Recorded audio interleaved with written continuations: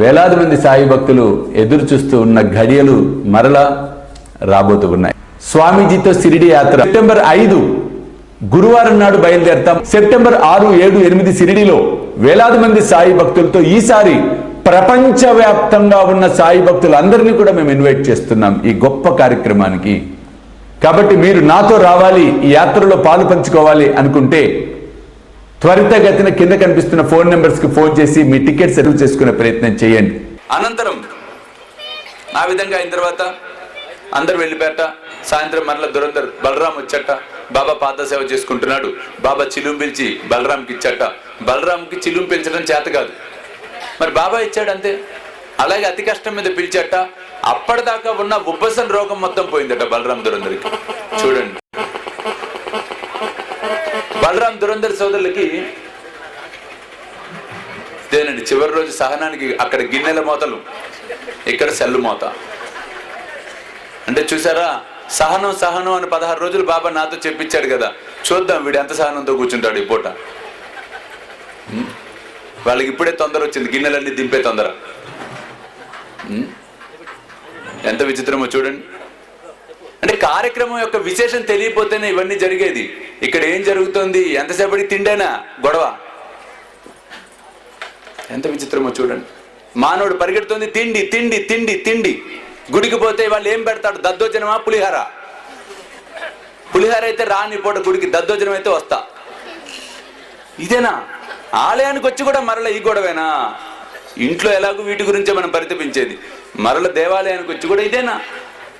ఎంత విచిత్రమో చూడండి. ప్రపంచం ఎలా ఉంటుందో. ప్రపంచ తీరుతెన్నులు నిజంగా ఆశ్చర్యంగా ఉంటాయి, నిజంగా ఆశ్చర్యంగా ఉంటాయి, బాధకరంగా కూడా ఉంటాయి ఒక్కొక్కసారి. చా ఇదా? దయచేసి ఇటువంటి మాయలోంచి బయటపడండి.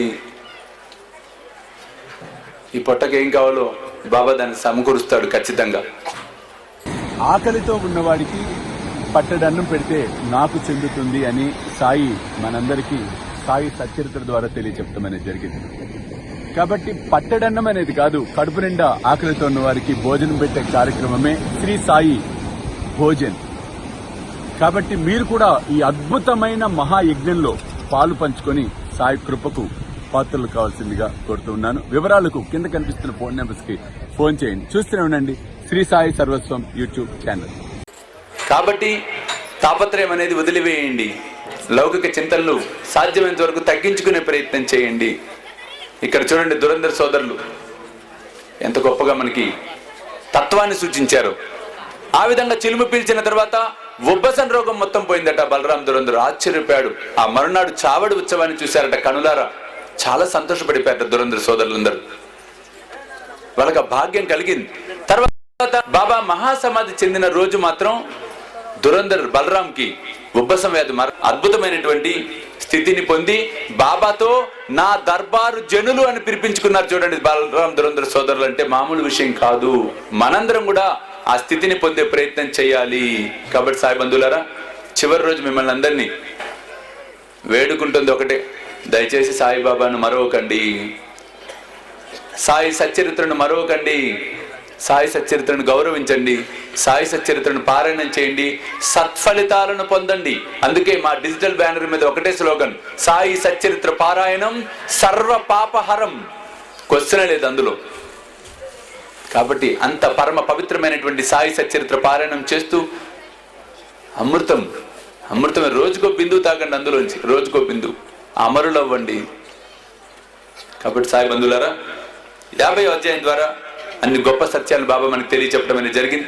జై బలో సమర్థ సద్గురు సాయినాథ్ మహారాజ్ కి జై. ఏమవుతుందంటే సడన్ గా ఒంటికి నొప్పులు రావటం, చాలా బాధపడటం, కాళ్ళంతా విపరీతంగా గుంజటం, పిక్కలు పట్టేయటం, ఒక రకమైనటువంటి డ్రౌజీనెస్ రావటం, ఇరిటేషన్స్ పెరగటం, ఇట్లాంటివి జరుగుతూ ఉన్నాయి. కొంతమందికి అమావాస్య పౌర్ణమి వచ్చినప్పుడు అసలు ఒళ్ళంతా విపరీతంగా కర్రతో కొడితే ఎట్లయితే నొప్పులు ఉంటాయో ప్రతి ఇంచులో, అటువంటి బాడీ పెయిన్స్ వస్తున్నాయి కొంతమందికి.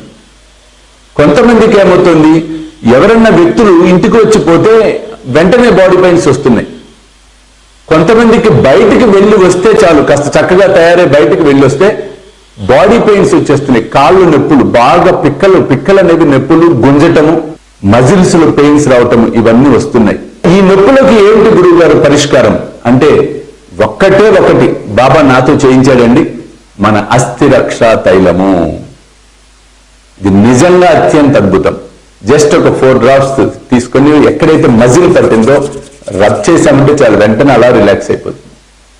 బాడీ పెయిన్స్ ఎక్కడైతే ఉంటాయో ఒక గిన్నెలో నువ్వుల నూనె తీసుకొని ఒక 5-6 డ్రాప్స్ అస్థిరక్ష వేసి కాస్త గోరువెచ్చగా చేసి బాడీ మొత్తానికి మసాజ్ అంటే పట్టించి ఒక 15-20 నిమిషాల తర్వాత మీరు వేడి నీటితో స్నానం చేసినట్లయితే మొత్తం రిలాక్స్ అయిపోతుంది. బాడీ రిలాక్స్ తేలిగ్గా అయిపోతారు.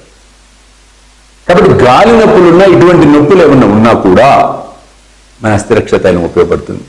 అలాగే జనరల్ గా పెద్దవారు కొంతమంది మోకాళ్ళ నొప్పులు, జాయింట్ పెయిన్స్ ఇటువంటి ఉన్నవారు కూడా అద్భుతమైన ఉపశమనాన్ని ఇస్తుంది మన అస్థిరక్ష తైలము.